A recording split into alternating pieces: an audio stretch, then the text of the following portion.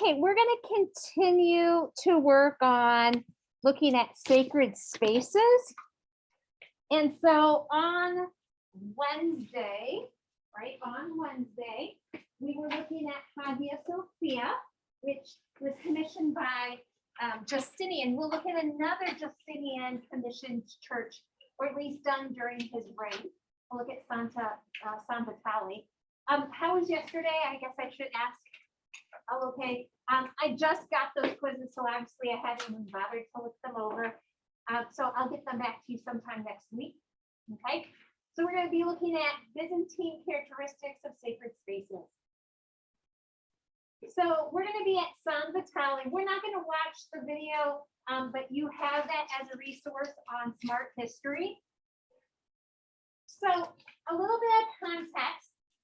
This church was commissioned first when Ravenna was under the rule of the Ostrogoths. So those are another group outside of the Roman Empire who dominated in this region. It was started by a bishop in 527, and then it was continued during the time period of the Emperor Maximin in 548. And then Justinian basically built this church, Justinian the First, like we said. So this building that we see was commissioned by Justinian, not this earlier bishop, I should say. So I apologize for misspeaking on that.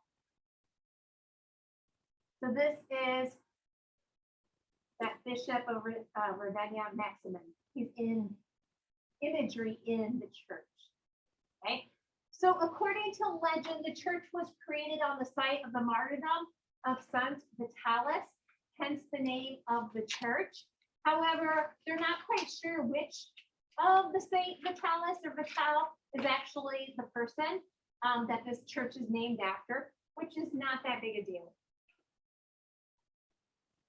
really, for the understanding, because really it's a church that Justinian commissioned. It's kind of emphasis.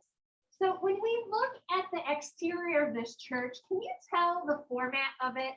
Is this a basilica or a central plan church? What do you think? Talk to your neighbor. Is it a basilica or a central plan church?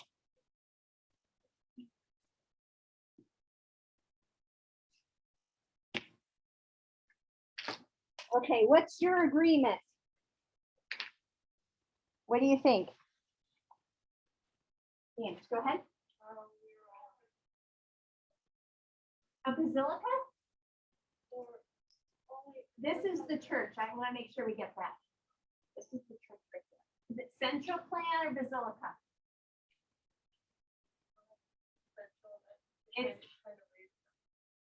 Right. It's a central plan church. Basilicas were based on the format of a Roman secular building that was longitudinal, right? So Hagia Sophia is kind of a combo of these two plans. Santa Sabina, right, is a traditional basilica format. So this is a central plan, but the exterior of this is pretty similar to other exteriors we've seen of early Christian Byzantine churches. How is this very similar to what we've seen before? How would you characterize the decoration? Go ahead. Plain. You're my go-to for that answer. I appreciate that. It's rather plain on the exterior. Okay. It is a part of a central plan church. Its narthex, which is its entryway, is crooked, and that's because it's a part of a larger church complex. And so it has cloisters and board and rooms for monks and like a monastery. And so when you look at this plan, there's a lot of differences, but there's also a couple of similarities. What's similar about a more Eastern church versus a more Western church? Do you find any parts that you recognize that have the same name? Yeah, here. They both have apses. So this apse here and this apse here, they're in front, right? Those are those semicircular niches. And in front of there is the altar. And so in the service, that is where your direction should fall, right? That's where your direction should fall. They also have central spaces, but obviously based on the plan, you can see that they're quite different. In the basilica format, the nave is the central part, and that's great for processionals or seating that kind of leads you to the altar area. In a central plan church, we have limited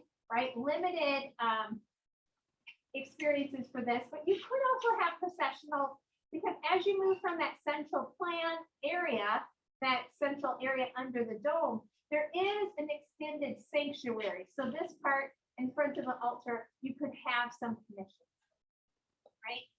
Other things that you might notice that are very kind of similar yet different is that it has side aisles, but we have it kind of circles around the central location. We call that an ambulatory. So this walkway that goes around the central part is called an ambulatory. We'll see that on churches. When we look at medieval churches, this is often an area that circles around the altar that's used for chapels to different like saints and martyrs and different parts of the religious beliefs. So an ambulatory is basically a curved walkway, The equivalent on a basilica would be those side aisles.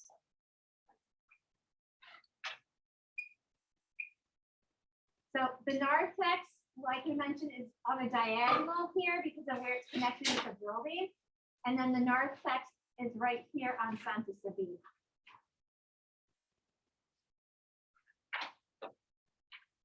Okay, so it's an octagonal plan. So it's central plan, but most specifically, it is in an octagonal shape.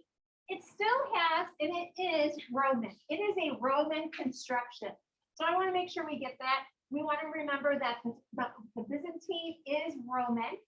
It has a lot of Roman elements to it, such as the dome. It has a central dome at the top and like in the middle of it. It has the use of arches for doorways. It has stepped towers. It also has more Byzantine characteristics. So general, when I say Roman, are things we would see in the East and the West. Now, Byzantine are more those Eastern characteristics of the church. So they have a polygonal apse, so it's not always completely smooth or round. The capitals are a little different. It often has brickwork on the exterior as well as columns on the interior that come from spoils of ancient Rome. It also has a lot of mosaic tiles on the inside that give it this other sort of worldly effect. It's also kind of compact. Byzantine churches don't feel as open on the interior as we see in basilical formats. This format is very similar to imperial palace audience chambers. So if I look at this plan that we have up here, right? Now in this area, this apse area that we have in sanctuary, that's where the altar is. But at the imperial palace, this would be where maybe the throne of the emperor was. Charlemagne has a very famous church. So in the Middle Ages, Charlemagne, he has a very important church that's recognized as something he commissioned, and his church looks like one of these Byzantine audience chambers. And so he could sit on the second story and watch the church service. It also is very similar to Santa Costanza. This is actually what that looks like on the exterior in ancient Rome. Remember that Madonna, or the daughter of Constantine? These round churches are modeled after, but not identical, but they get their history from things like the Pantheon. Okay, this is the interior image that they give us for San Vitale. Do you have any idea where you must be standing in this church based on the plan? Anyone know? You're actually in the apse. So we're in this sanctuary apse area when we're looking at this view. So we're basically looking into that central area under the dome. Okay. So this is the image from our book. One of the things that you notice is how much decorations on the interior of this. How is the interior of the central plan church different than a basilica format? We were just mentioning this. How is it different?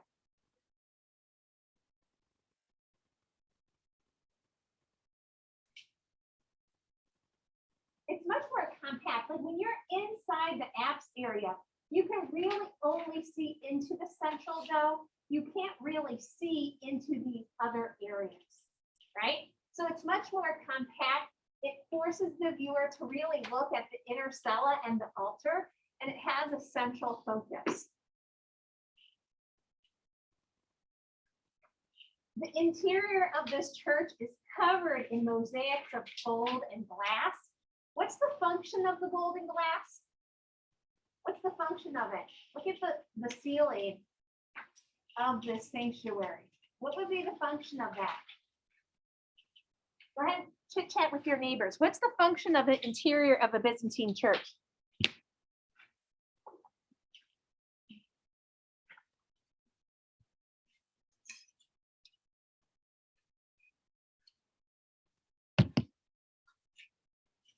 What do you think? What's the function? Yeah. Kind of like. Right, so it's to be otherworldly. So the interior is otherworldly. It feels like heaven. It's radically different than the exterior, which is just covered in bricks from the Roman Empire, right? From spoils of other temples and buildings and so on. That gold especially also represents the power and the wealth of the empire, right? Considering that this was commissioned by Justinian.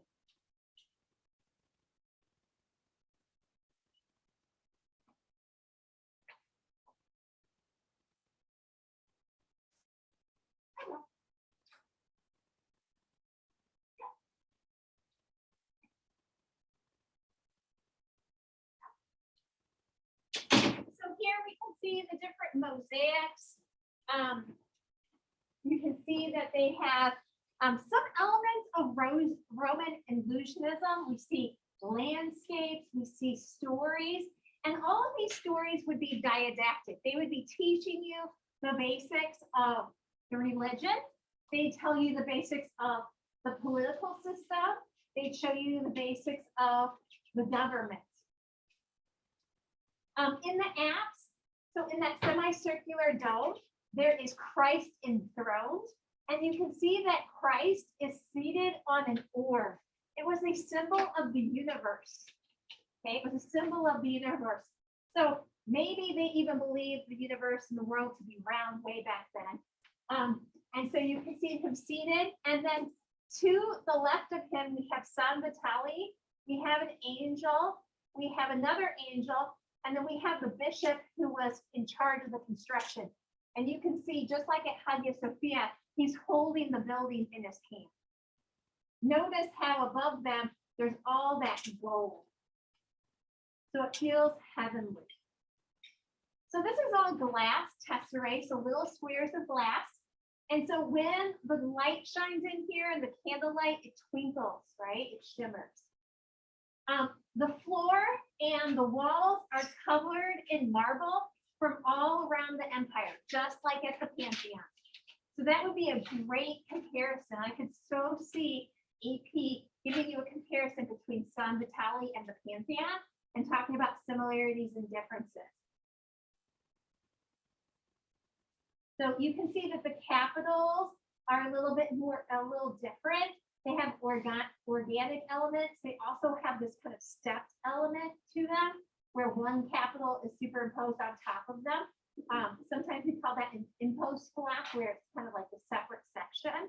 You can see where these are not necessarily just stolen from an ancient Roman building like they are at Santa Sabina. Now, in the apse, we have two mosaics, and they included both of these, I think, in the 250. Yep. And so we're not going to sketch it because we have a shortened class period today, but I wanted to just to take a few moments to kind of describe what we see. So let's start on the left and move to the right, okay? Who do we think these guys are hanging out on the left? What do you think, Nicole? They look like soldiers, right? And they have a shield that has the Chi-Rho symbol on them. So the Chi-Rho symbol is a symbol of Christ. It is the symbol that Constantine supposedly saw on the Milvian Bridge, which was a major battle for him, right? And then we have two guys next to him, and they're wearing white and purple robes. Who do we think they could possibly be, considering they have a little bit of purple on their robes? Any ideas? Educated guesses? Why? They could be princes, royal family members, or they could work for the emperor. And I bet you can find the emperor here. Where is he? Where's the emperor? Right dead center, right? So hierarchic scale, he's, instead of being larger than everyone else, he's got those emblems of power. He's wearing purple, right? He's got violet robes. He's got a halo. He has a beautiful crown with pearls and precious, semi-precious stones. He's got a fibrola brooch. That's basically what the Romans used as a pin. And he's got that pinning the fabric as it drapes across his robe, his robes. And he's holding a plate. The plate was a part of the Eucharist. And so as a part of the church, he was holding the bread, which represents the body of Christ. So you can see his connection with royal power as well as religion. Okay, who do we think the four guys on the right are? Who do we think the four guys on the right are? One's holding a cross, the other one's holding probably a Bible or a gospel book. One guy's holding incense. What's an educated guess, Trevor? Like religious figures. Exactly, religious figures. And so these guys are, right? They are the power and the religion of the day. So Justinian and Theodora never came to Ravenna. They never walked inside this church. But this image represents the function of it was to exert their power in a distant land, right? Away from Constantinople, they could show that they are always present. So we have Justinian with a nimbus, a halo around his head. He's got the imperial robes. It once again reinforces the theocracy, that religion rules the government, right? And so he shows his rank over all the others in the image. He even kind of glows a little bit. Look at how the green around his feet gets a little bit lighter than the other guys. So we have all the guys that we just talked about. So this is in the sanctuary. It almost looks like they're in a procession in the sanctuary. The sanctuary is that area that's right in front of the apse, where the altar area would be. And so here we have the Milvian Bridge, probably not the authentic one. There are 12 men to represent the 12 disciples of Christ. So we have symbolic numbers here. Not seeing this here. That's not good. Right? And how do we know who's most important? Right? He's got the halo. He's in the center. He's lighter than everyone else. Okay. So why is he located in the altar? Right? Once again, to represent his power. Right? To represent his power.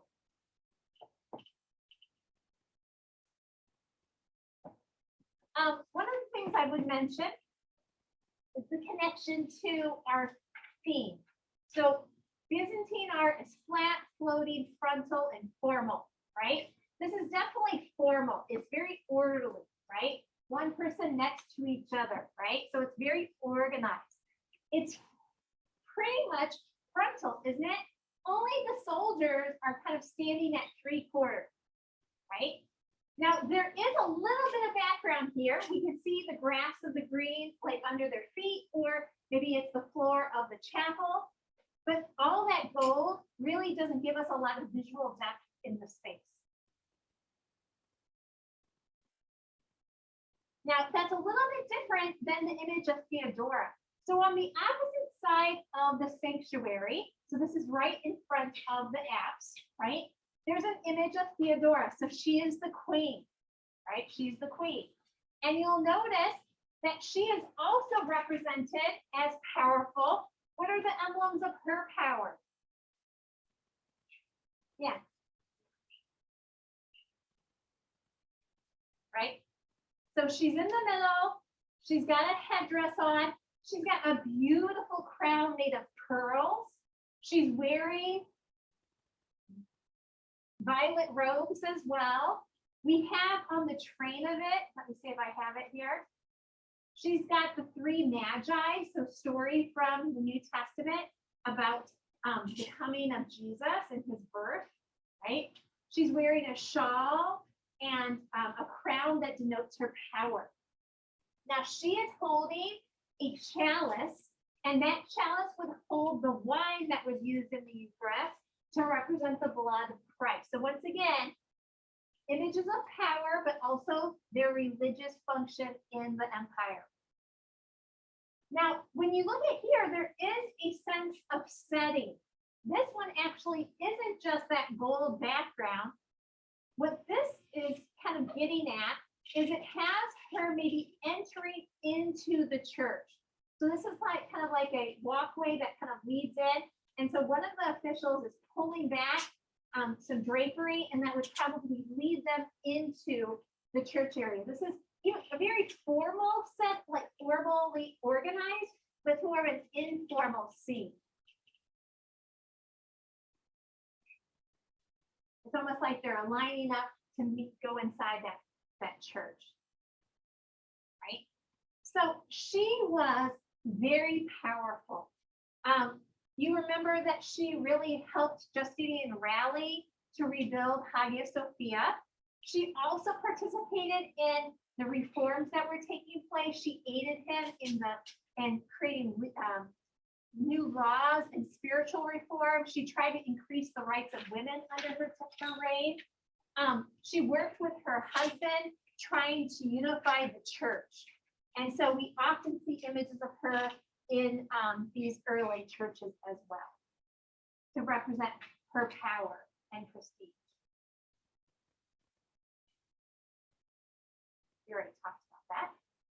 So you see she's kind of like underneath an imperial canopy here. She's kind of outside going into the sanctuary. And we can see that she's with church figures as well. And then like kind of like her ladies in waiting, right? Her aides are all dressed in these beautiful gowns with beautiful patterns all over them with intricate design. Okay, so any questions on San Vitale? Okay, we're going to look at objects of ritual next. And so our last Byzantine artwork is the Virgin and Child with Saints Theodore and George. Now this is an encaustic. An encaustic we saw when we looked at ancient Egypt. Encaustics are basically paintings of wax and pigment. It's very similar to like oil paint. You can really model and make things look three-dimensional. Okay, so this is the style in which this was made.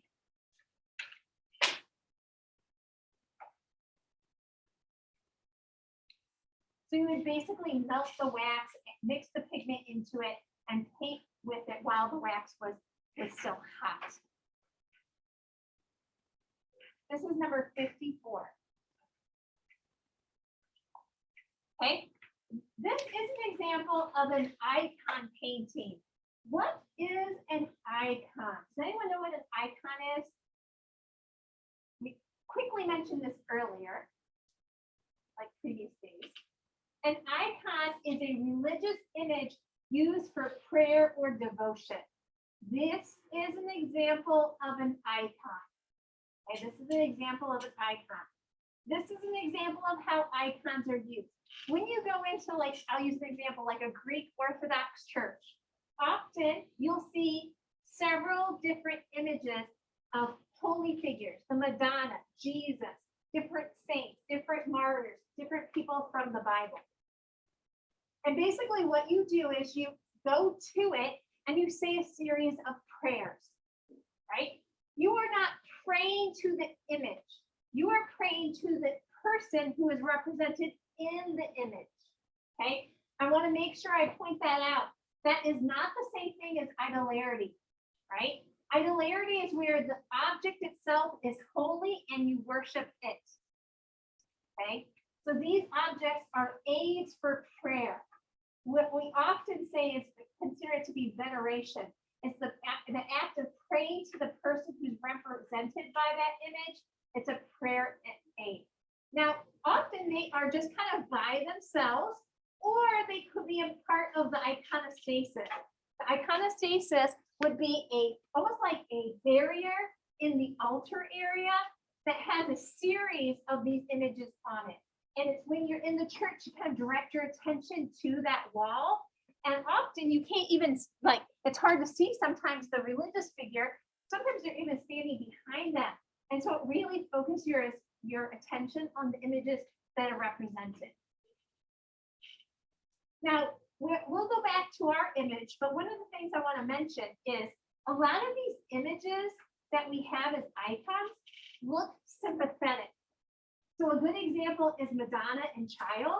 Notice how her head tilts to her child to show her love and her devotion, but she makes eye contact to the viewer. So you're looking at her and she understands your plight, right? So often they look like they're like communicating with you. They're making eye contact with you. They're gesturing. They look sympathetic, right? Because of course, our world is full of hardship. Our world is full of sin, heartache and suffering. And so they're meant to help make people feel better so that they pray, right? And hope that their life will get better through that. Okay, so this is a unique example. This is a rather early icon image, and there's not very many left. We'll talk a little bit about the Iconoclastic Controversy in just a few moments, but a lot of them were destroyed because of the idea of idolarity, that people saw them as people praying to the object, not through the object, and so they destroyed it. This one was probably made in Egypt or Syria and was kept in a monastery, and it was hidden so that it was not destroyed. So it's one of the few really early examples that we have. Do not know why Justinian is hanging out behind this image. That's kind of odd. But let's look at how it's Byzantine. Let's think about our theme of the 4 F's. What is frontal, flat, formal, and floating about this? What do you think? What F's do you see represented here? Let me get rid of.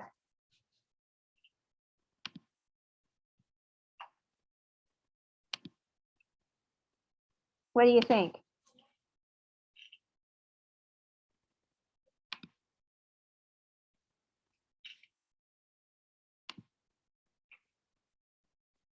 Talk to your neighbor. Is there any frontal, floating, formal?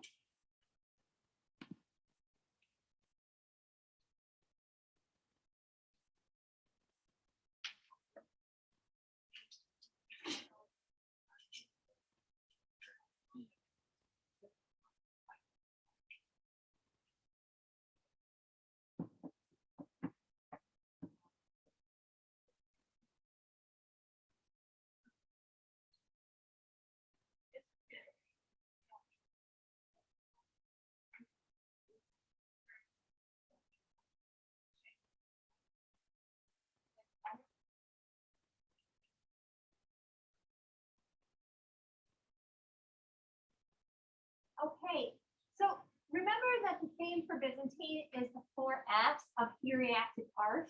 What's hieratic about it? What do you think?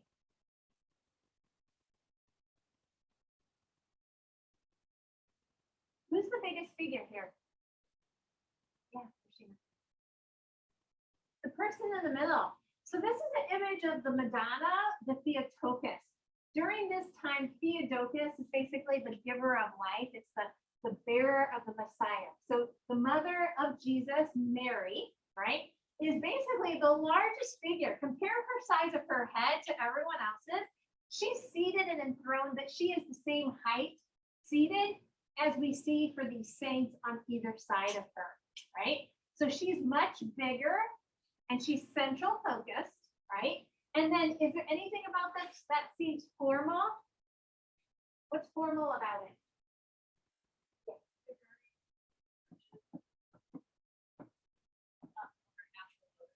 Right. It's very rigid. We have our 4 people in the front, all lined up in rows. And then we have 2 angels behind them. Once again, kind of like hanging out, very rigid behind them. So I have like shallow space, right? And we've seen that in Near Eastern art, Egyptian art, right? Very organized. What's frontal about it? What's frontal? And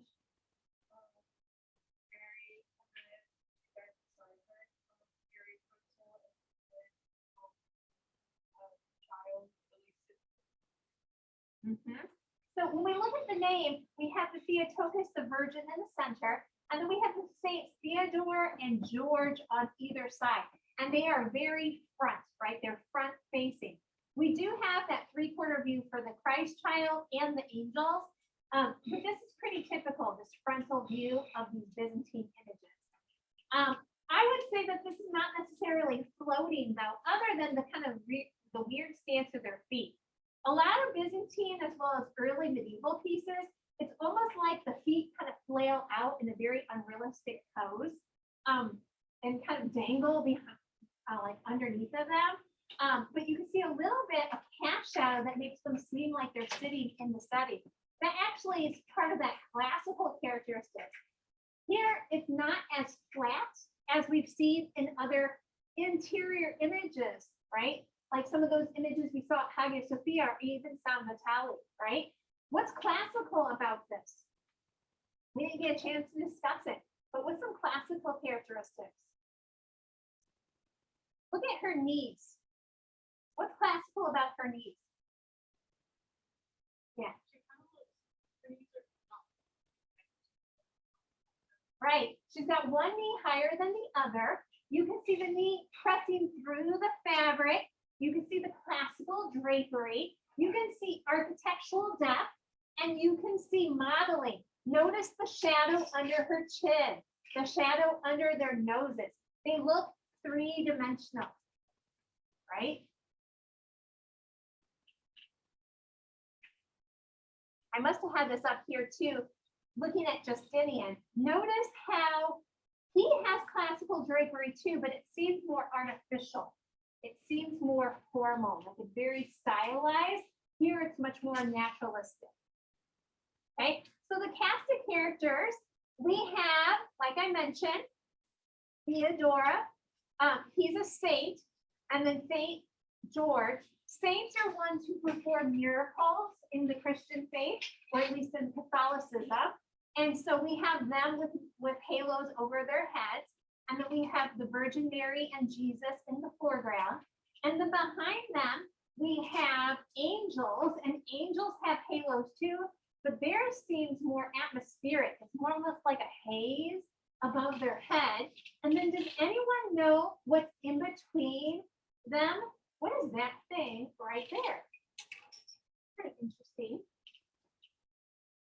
Does anyone have an educated guess who can decipher what that looks like? That's a hand. There are not very many images of God in early Christian art or Byzantine art, but that is a unique symbol of God. It's the hand of God reaching down from the heavens, and you can see that it radiates light coming from it. So it's almost like he's giving like the power to Mary and to the Christ child in her lap. So images like this have been destroyed several times in history. Probably one of the most famous of them is what we often call the Iconoclastic Controversy. There's an article in Smart History. We don't have time to look at it, but we'll go over some of the elements of it. So under the reign of Leo III, he ordered the removal and the destruction of icons in the Eastern Church. Actually, he kind of outlawed it in all churches. Now, because so much of the empire was kind of in distant lands, it didn't happen on the peninsula of Italy as much as it did in like Turkey, Greece, and other territories that were much closer to Constantinople. And the reasons that Leo ordered these objects to be destroyed is that he thought it broke one of the first commandments. This idea that there's no other gods, no likenesses of yourself, this idea of worshiping a thing, right? This idea of worshiping a thing was idolatry, right? Another more practical reason is that it restrained the power and the wealth of the monasteries. He wanted the power of the religion to be around him. And he didn't like that, kind of like when we talked about like the Egyptians and their priests, they were so powerful that a lot of like regional decisions were done by other people other than the emperor. And he didn't like that. Another thing is thinking about this time period, he was trying to integrate the different populations of the empire. He was like, how can I embrace not just the Christians, but the Jews and Islam, which had just taken off as a religion. So all of these people of these different faiths were under the territory of the Byzantine, or the Roman, I should say, empire.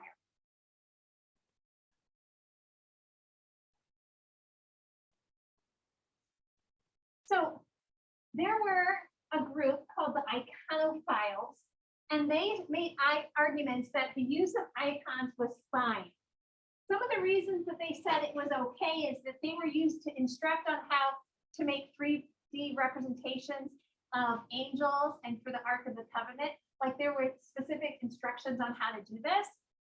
That St. John and St. Theodore, that they were allowed to have images of Christ, and that Christ actually allowed images of himself to be made during his own lifetime. Like that was a common belief, as well as the idea that it's a tool, not a holy thing, right? It's this thing that you use rather than being holy itself. And then another Empress Theodora, not the one we've been talking about, another Empress Theodora in 843 reverses the law and they become used again. So we see for like slightly under 100 years, basically, we no longer have images of people being made. It doesn't mean that they didn't have religious symbols on the interior of churches, though. So some of the effects on art is that many of these pieces were destroyed by iconoclasts. Iconophiles are like the lovers of these icons. The iconoclasts are the ones who destroyed them. Like I mentioned, a lot of the things were done in the East.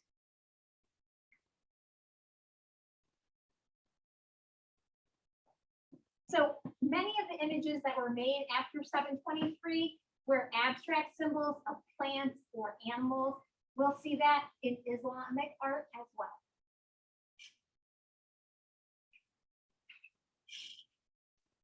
Now, the iconophiles is kind of led by the monasteries. They were okay with the idea of using human imagery. And so one of the thoughts of that is that Christ allowed St. Luke to paint a portrait of himself. And so they thought, well, if Christ said it was okay, it must be okay. Okay, so this is an example of a common icon image. This is the Vladimir icon. From the name of it, you might gather it's from Russia. And so it's modeled after earlier images of the Madonna and Child. It's got that sympathetic sort of look to it with the tilted face, use of gold, right? A lot of these images are very flat looking, but also, always have that kind of tilt to the head. It's always interesting to look at some of these early images of Jesus. He almost feels like an adult in miniature form. We saw that in ancient Egypt as well. We often call this style Greco-Manoria.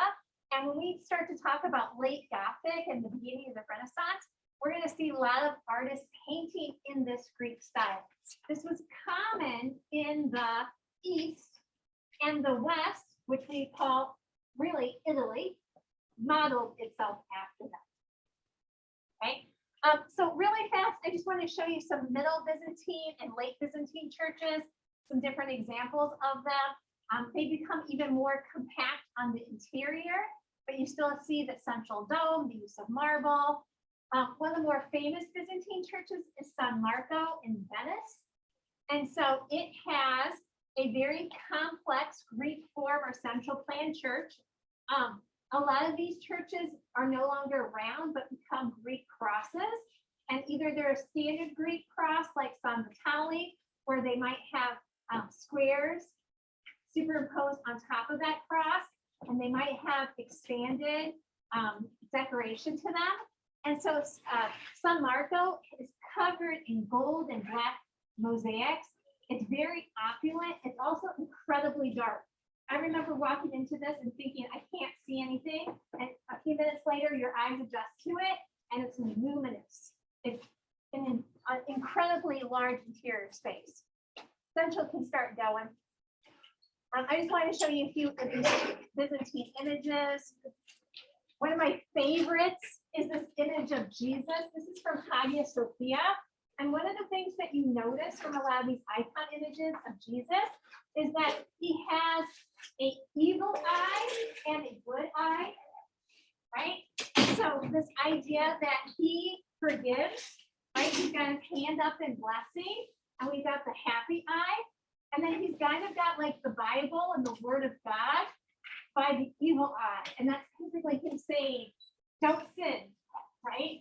Don't sin, right? So it's kind of this kind of duality too, which is quite interesting in some of these Byzantine images. This is a cover of a writing tablet made out of ivory. This was more Roman. This is much more, this is modeled after a Roman version. And then the last thing is, remember that Greek Orthodox is kind of like the empire moved all the way up into Russia. And so a lot of these Russian churches are in the format of these Byzantine churches. Have a great Halloween.